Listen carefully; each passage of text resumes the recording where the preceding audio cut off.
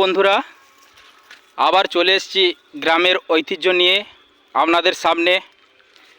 এক কৃষক বন্ধুর কাছে জানতে চাইবো সে কি করছে এখন। দাদা, এদিকে শুনতে পাচ্ছেন? হ্যাঁ বলুন বাবু। কি করছেন দাদা? এই যে চারা কাটছি মাটিতে। কিসের চারা দাদা? এইগুলো ভুট্টা চারা বাবু। এই যে ভুট্টা গাছ লাগানো হবে তাই? হ্যাঁ, এই যে বিচি, ভুট্টা বিচি। দেখতে পাচ্ছেন জীবন যুদ্ধে মানুষ কিভাবে পরিশ্রম করে বেঁচে আছে।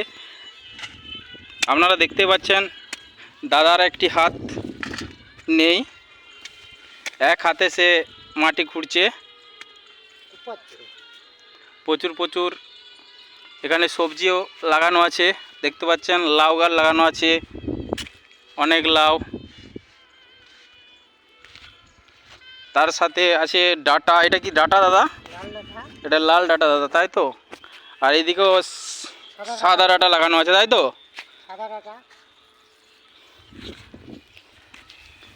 দাদা অনেক পরিশ্রম করে আমাদের অনেক চাষ করেছে।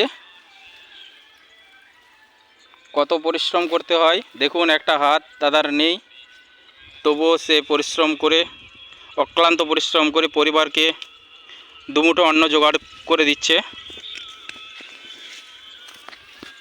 দাদা আপনার কি ধানও লাগানো আছে? কতটা লাগানো আছে দাদা?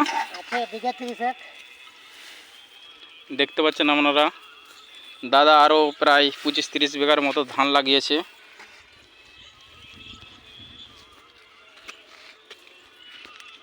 এইদিকেও লাগানো আছে অনেক সবজি, এখনও ছোট দেখতে পাচ্ছেন।